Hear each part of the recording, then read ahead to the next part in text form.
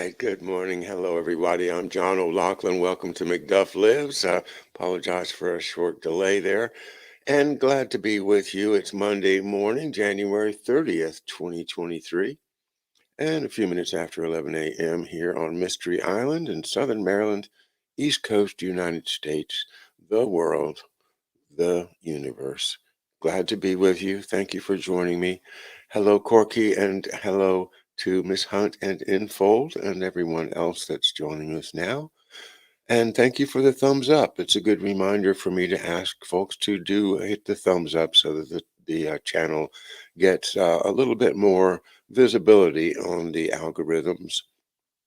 I appreciate it. Hello, everyone on Facebook that's joining us here. I've been on Facebook now for about 6 months, and I appreciate everyone sharing the word that yes, we are at McDuff Lives on Facebook. Well, I didn't quite get through chapter 7 before we ran out of time last Monday, so we're starting there on page 116 of the book A Law Unto Itself by Nancy Lizagore and Frank Lipsius, published in 1989. And the full title, the subtitle, The Untold Story of the Law Firm of Sullivan and Cromwell.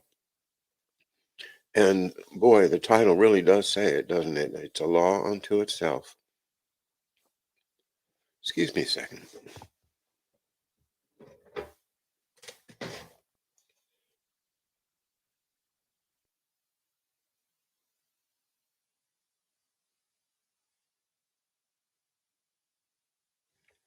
Beg your pardon. Okay, we were talking about Harlan Fiske Stone, the famous friend of FDR, a New Dealer who's put in a funny position as the firm's extensive litigation against the New Deal created a dilemma. Um, he was appointed Chief Justice in 1941 by Franklin D. Roosevelt. He had been a lawyer with Sullivan and Cromwell, had a policy of not sitting on cases involving them, but he had to sit on this case involving North American Company under the Public Utilities Holding Company Act of 1935, even though he had ran errands in the office of Sullivan and Cromwell for that same company, one of their most important clients, that being North American Company. Well, continuing at the bottom of the page, Sullivan and Cromwell made money when Dulles' constitutional opinion was proved wrong, and even more money later by helping break up the public utilities it had put together only the decade before. Now that's smart, isn't it? Sorry. There. Put a little light on the subject. Okay, so you get it on the incoming and you get paid going. That's smart lawyering, right? No, that's smart business.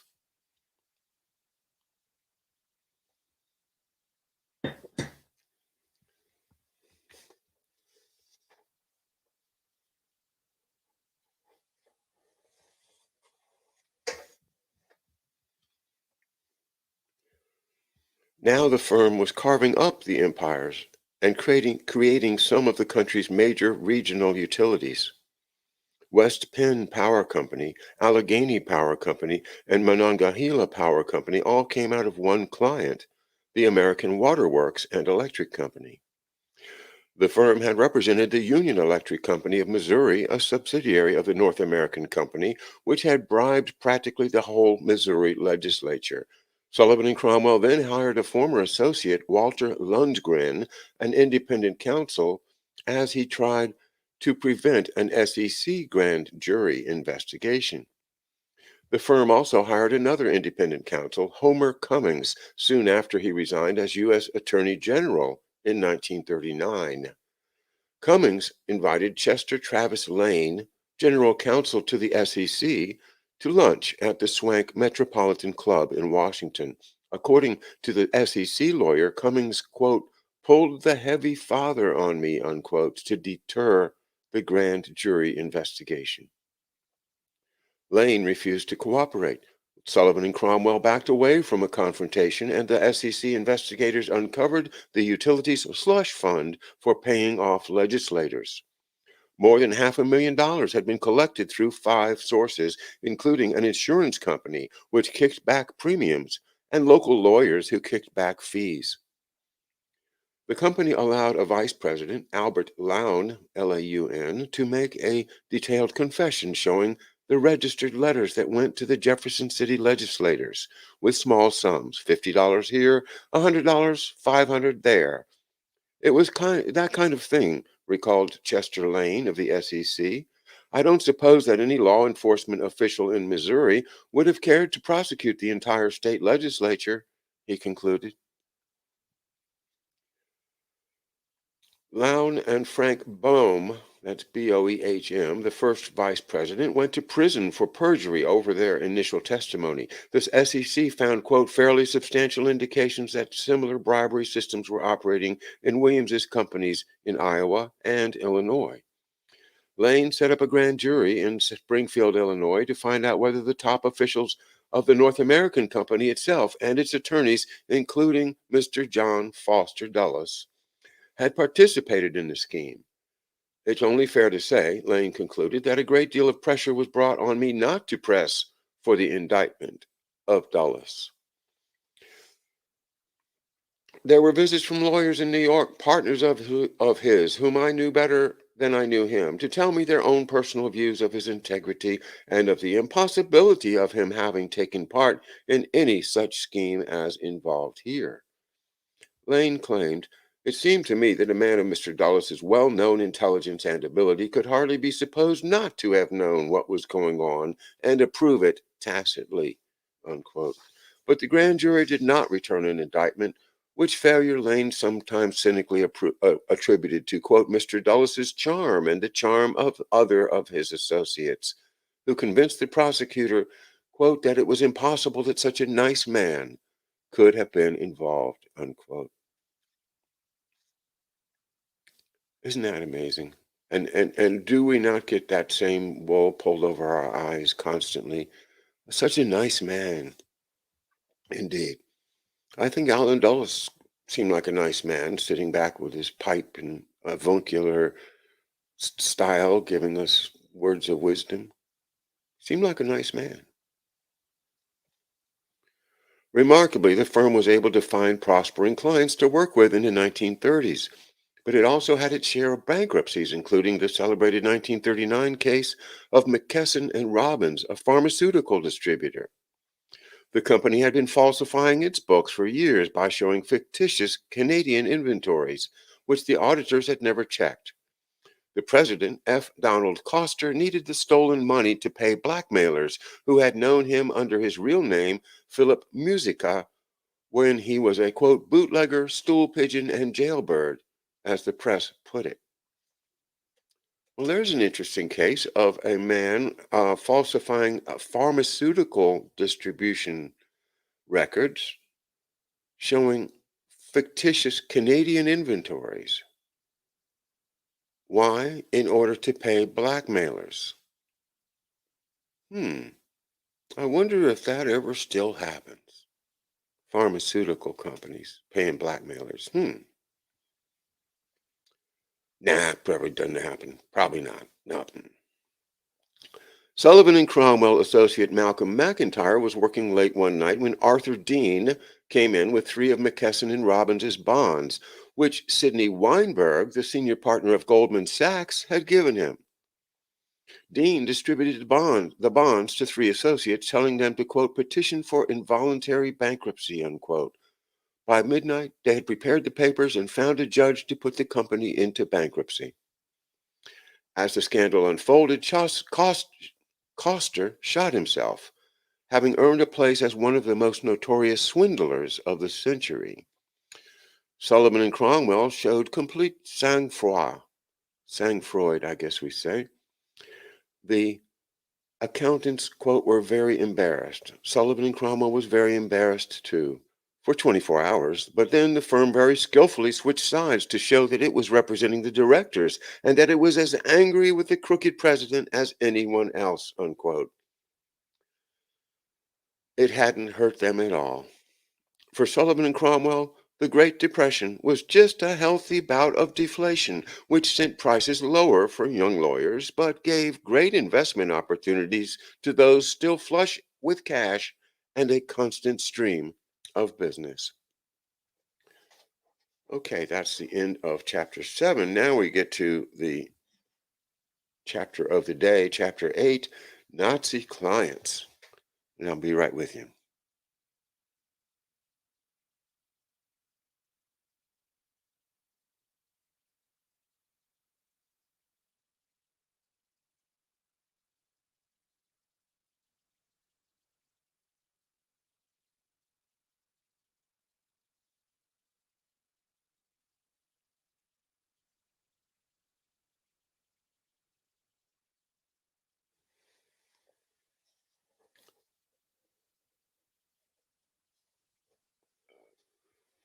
Quote, the statement that I have been legal representative of Nazi financial interests is literally without foundation, unquote. John Foster Dulles. Who was talking about the misuse of the word literally yesterday? Oh, I know who it was. It was J.J. Couey on his Giga Biological show on Twitch. He said, I don't trust anybody that misuses the word literally.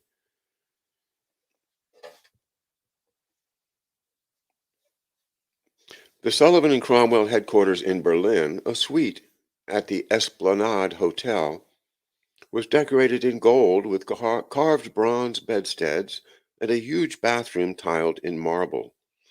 Established in 1929, the office was meant to produce prospectuses for bonds. But after the stock market crash, three Sullivan and Cromwell associates spent their time watching the rise of Hitler and waiting for the semi-annual visits from John Foster Dulles.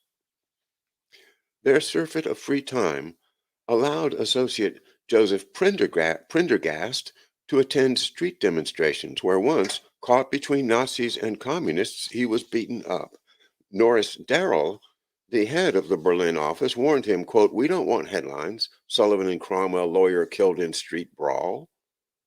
But Dulles continued to disregard the dire conditions in Germany. In 1931, along with George Murnane, he arranged a final effort to prop up the conservative Bruning government with a $285 million loan. To Dulles partisans, it was, quote, the most constructive loan ever made. The aim was to keep Europe afloat, unquote. But even some Germans were reluctant to go along. When Dulles's old friend Schacht heard about the Bruning loan, he, quote, was horrified. Once again, the German government was endeavoring to conceal the true economic situation by piling up fresh debts abroad, unquote.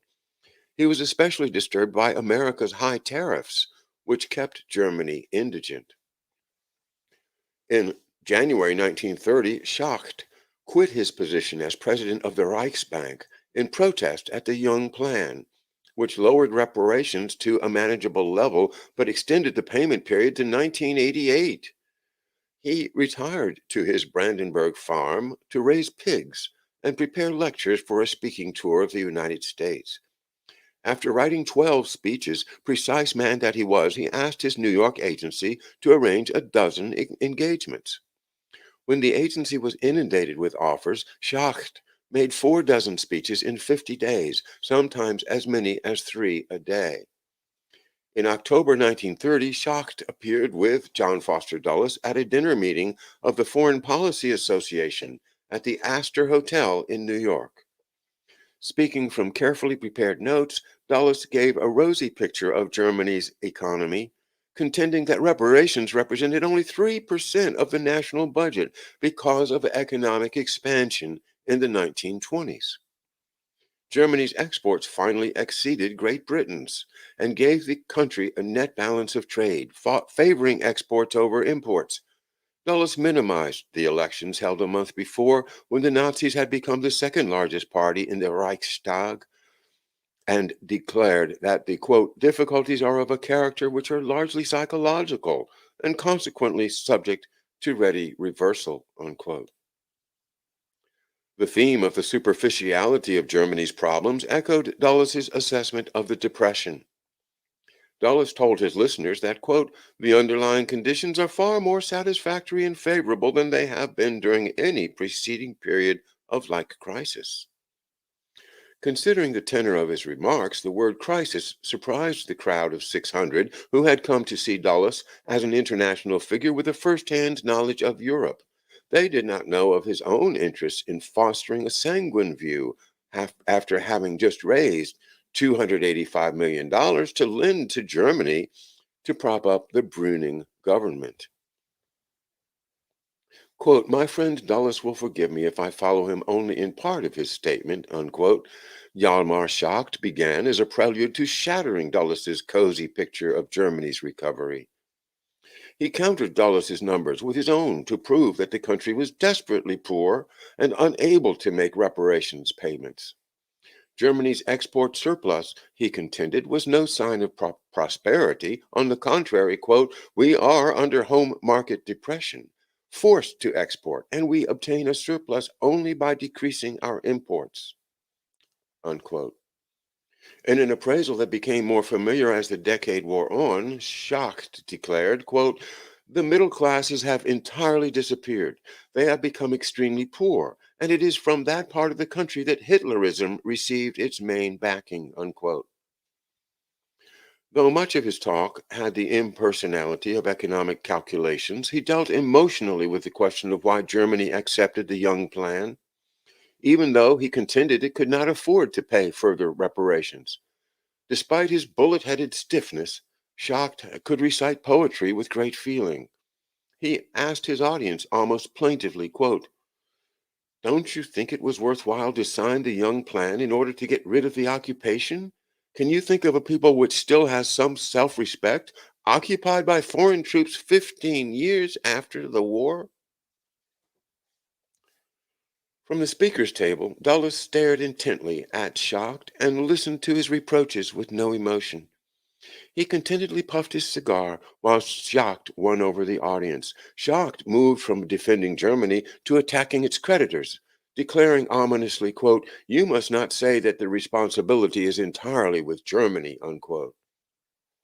Schacht projected the rigid authority of his military bearing as Dulles slouched in his seat and nervously patted his hair. Dulles acted as though Schacht were merely debating rather than voicing the threat that Germany was prepared to repudiate its international debts. Schacht impressed the audience by overwhelming Dulles's optimism with a sobering appraisal that they enthusiastically applauded.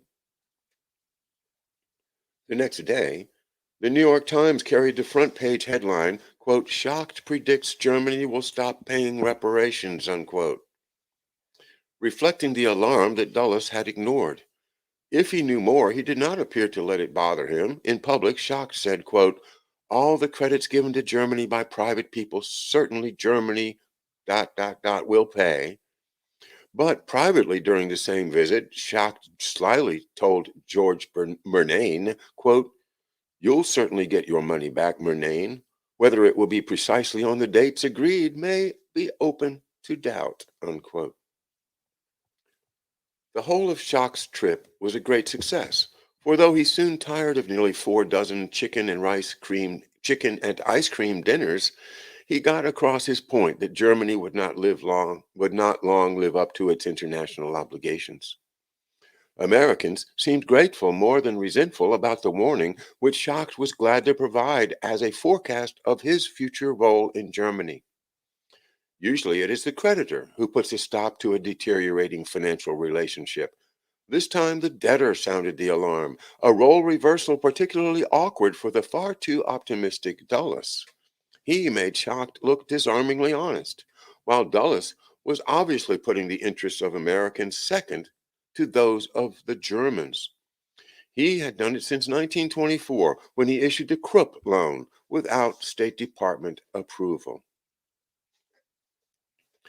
Stop and take a moment. Consider, is that Exactly what the World Economic Forum now is doing is to create a private banking system without any government regulation whatsoever, and to loan the money which it takes to fight the wars. Excuse me.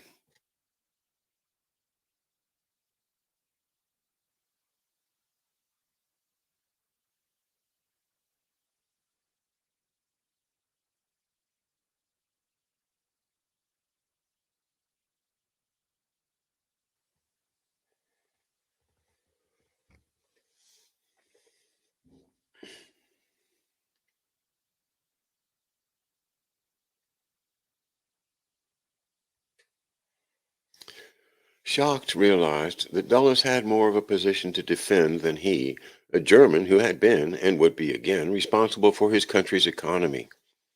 Schacht spoke frankly in a forum meant to teach Americans more about international affairs. Dulles merely made excuses for the superficial, self-serving foreign policy he had devised for his clients and himself. The relationship between Schacht and Dulles grew in the 1930s to a close collaboration. Schacht recognized the value of an American with his own reasons to promote German interests, and he used Dulles and Sullivan and Cromwell from the time the Nazis took power to the Second World War. Within months of Schacht's speaking tour in the United States, the European economy collapsed just as he had predicted. On May 11th, 1931, Credit Anstalt, an Austrian bank for which Sullivan and Cromwell prepared a share issue in America in 1927, declared bankruptcy, precipitating bankruptcies throughout Central Europe. In December 1931, Germany arbitrarily reduced interest on some bonds to 6%, which, as a letter from Sullivan and Cromwell to the State Department complained, quote, is not a mere moratorium postponing the payment of interest or principal, but actually reduces the interest rates, unquote. Hungary did the same later in the month. More than $1 billion in bonds that Sullivan and Cromwell had arranged in Europe were merely paper by the time Hitler took power in January 1933. I got to read that again.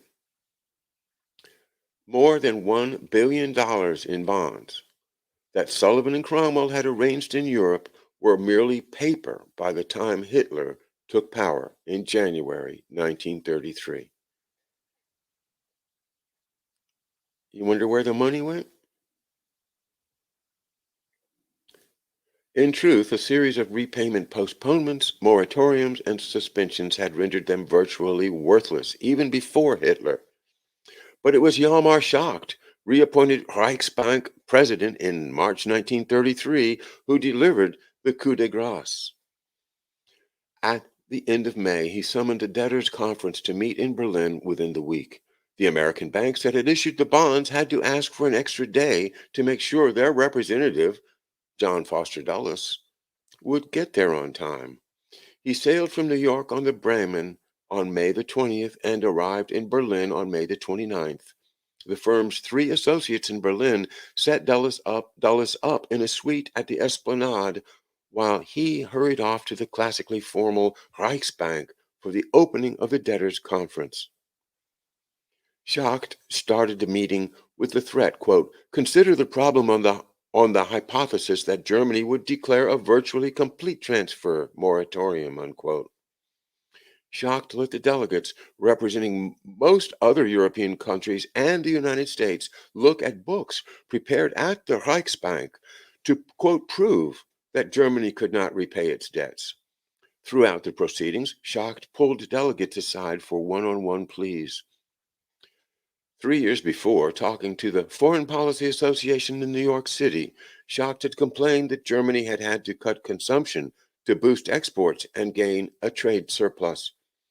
That surplus prevented Schacht from defaulting on loans to countries that owed Germany money since they could seize German assets in their countries. As a result, all of Europe was saved from a German refusal to service its debts, while the American creditors suffered from Dulles's failure to assure that there was collateral for the loans he had arranged. Dulles was humiliated by Schock's deal for all the creditors except for Dulles's clients, the long-term dollar bondholders. Dulles reacted angrily to Schock's precipitate and drastic action, quote unquote, suspending bond repayments, which he noted in his only reference to the matter, quote, came on top of intolerant treatment of Jews, unquote. Privately, Dulles and Schock met over dinner at the Esplanade Hotel to discuss other business. The results were soon evident when the only debt Dulles represented that continued to be paid was the Bruning loan arranged by George Murnane and Dulles. Murnane boasted that, quote, by and large, we did very well, about 90% on the 1931 loan that had, quote, horrified Schock when he first heard about it. 3 days after Dulles and Schock's dinner meeting, Sullivan and Cromwell mounted a campaign to unseat the management of the Allied Chemical and Dye Corporation, which had defied the German-led chemical cartel and secretly built a nitrogen factory in Hopewell, Virginia. Did you know that? I never knew that. Hopewell, Virginia.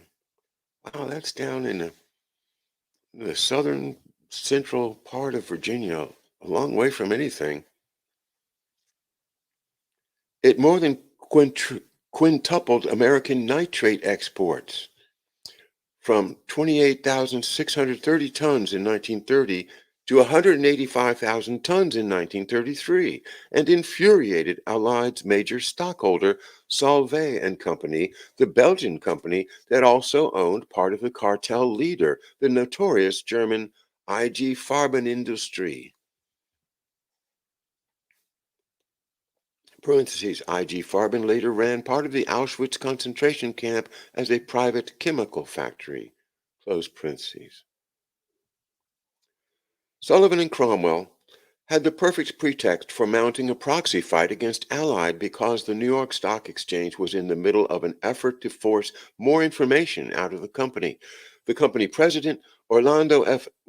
Weber justified his secrecy as a means of keeping information from, quote, those foreign subsidized cartels which are now engaged in a bitter struggle with your company in the markets of the world.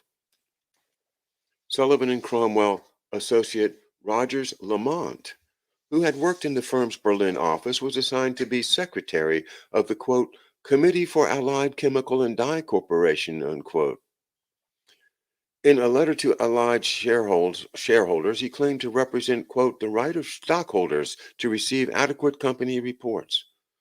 But one shareholder, James W. Girard, voiced the concern of many when he contended, quote, much as I deplore the attitude of the company in withholding information from its stockholders, I would deplore even more a successful campaign of a committee which might result in the election to the board of directors of interests representing a large foreign competitor. On behalf of Solvay's 20% holding in Allied, Sullivan and Cromwell got a resolution to convene a special shareholders meeting to elect 4 new board members. When Weber and Allied's management agreed to provide more information, Lamont dropped the demand for the special meeting, and an uneasy truce prevailed for the 3 years until Weber retired. His successor, H.F. Atherton, proved more pliant. In 1936, George Murnane was elected to Allied's board of directors. The company joined a chemical cartel with IG Farben, Imperial Chemical Industries, and Solvay. Sullivan and Cromwell became the company counsel.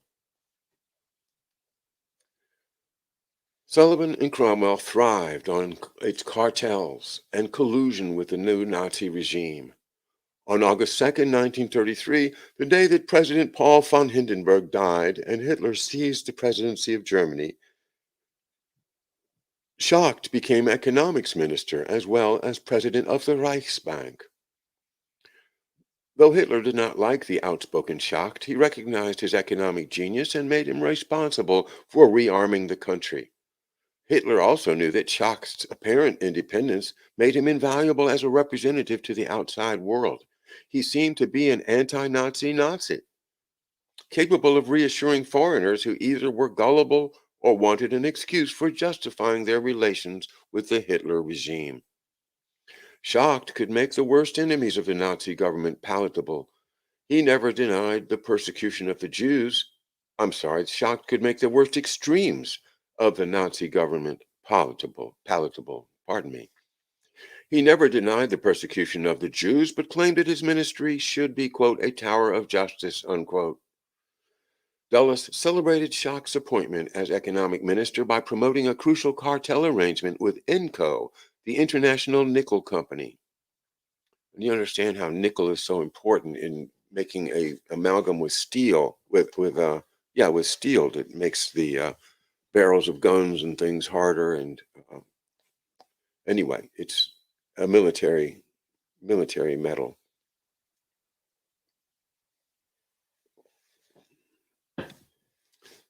Military industrial complex. Nickel.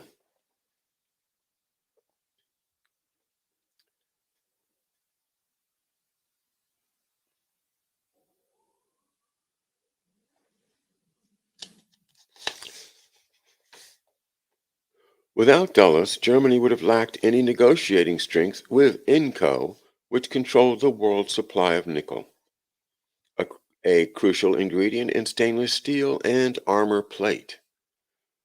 Dulles played up IG Farben's patent for an efficient method of extracting nickel from ore.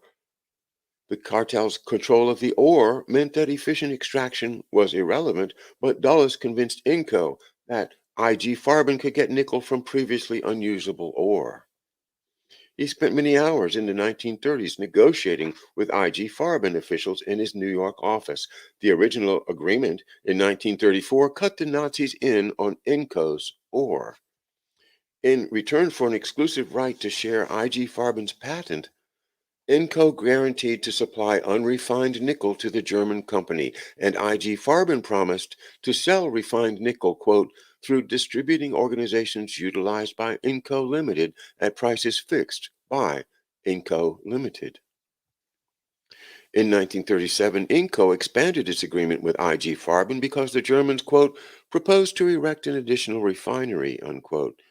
Dulles helped inflate the Germans' empty threat. A supplemental agreement increased IG Farben's quota of unrefined ore for domestic use so that it clearly had no purpose other than to let Hitler stockpile weapons.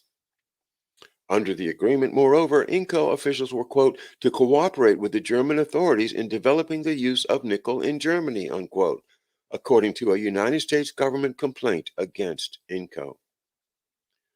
Dulles' influence over INCO went far beyond the normal lawyer-client relationship. He was a director and member of the executive committee. Since William Nelson Cromwell had organized the company in 1902, a steady stream of Sullivan and Cromwell lawyers had become company executives.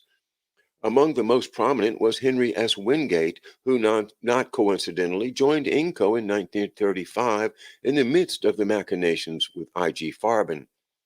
Wingate rose from assistant to the president to the chief executive officer and chairman of the board. He, in turn, hired a phalanx of Sullivan and Cromwell lawyers as corporate vice presidents and secretaries, making INCO one of the firm's very closest clients. Dulles worked with the company throughout the interwar period, resisting Canadian and British government efforts to curtail the shipment of nickel for military use. In a Foreign Affairs article, Dulles had argued that the United States always supported free movement in arms and led the assault on Canada's effort to restrict the export of nickel as a strategic war material. The Canadian government, yielding to the nickel company's influence, accepted the contention that, quote, it would be impossible to control the ultimate destination of the material. The company argued that Germany, Italy, and Japan were buying only a little more than $1 million worth, while ignoring how much nickel was going to them through intermediaries. Legislation prohibiting Canadian export of nickel was never enacted, and Dulles assured the Germans of a steady supply of nickel. Disdaining the perceived national interest, Dulles justified his cartel making to Lord McGowan, chairman of Imperial Chemical Industries and a fellow cartel participant. Quote, the word cartel has here assumed the stigma of a bogeyman, which the politicians are constantly attacking. The fact of the matter is that most of these politicians are highly insular and nationalistic, and because the political organization of the world has, under such influence, been so backward, business people who have had to cope realistically with international problems have had to find ways for getting through and around stupid political barriers, unquote. As international monopolies, cartels, in Dulles' mind, were one step better than the domestic monopolies that Sullivan and Cromwell had always promoted. The only drawback, but a major one, was that the Germans insisted on controlling the cartels.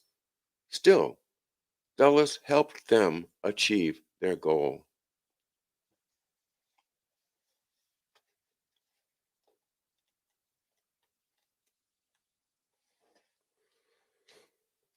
Well, there is much more to this chapter. I have a appointment I need to get to, so I'm going to have to stop reading at this point. Thank you very much for being with me for this part 8 of A Law Unto Itself, the untold story of the law firm of Sullivan and Cromwell, 100 Years of Creating Power and Wealth by Nancy Lisigore and Frank Lipsius. And you see in this chapter, chapter 8, Nazi clients, I.G. Farben, and the essential war material of nickel. That ought to wake people up, you know? It really ought to, as to what's going on today.